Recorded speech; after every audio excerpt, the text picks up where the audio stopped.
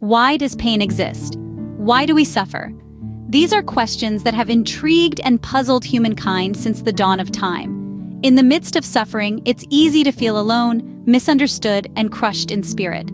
But what if you're not alone in your pain? Consider for a moment Psalm 34:18. The Lord is close to the brokenhearted and saves those who are crushed in spirit. This verse from the Bible offers profound insight into the nature of suffering and provides an unexpected source of comfort. When we break down this verse, it's clear that it speaks of an entity, the Lord, who is close to those who are brokenhearted. This is an intimate proximity, implying a level of understanding and empathy that surpasses human comprehension. It's an assurance that in times of pain and distress, you're not alone. Moreover, the verse goes on to say that the Lord saves those who are crushed in spirit. This term, saves, implies a form of rescue or deliverance.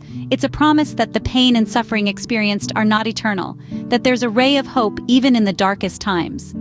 In essence, this scripture verse is an invitation to acknowledge your pain. It's not about hiding your suffering or pretending it doesn't exist. It's about bringing it into the light, in front of the entity that understands and is close to you. It's about trusting that even in the midst of your brokenness, you are seen, known, and deeply loved. To summarize, the main points of this reflection are: firstly, pain and suffering are part of the human experience. They are not to be feared or avoided, but acknowledged and brought into the light. Secondly, in the midst of suffering, you are not alone.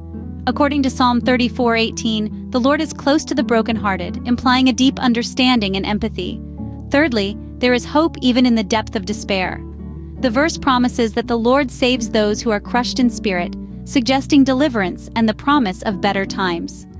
In conclusion, while pain is a complex and challenging aspect of life, it's not something to be faced alone. There's comfort in knowing that you're understood and loved deeply, even in your brokenness. And most importantly, there's hope, a promise that this too shall pass.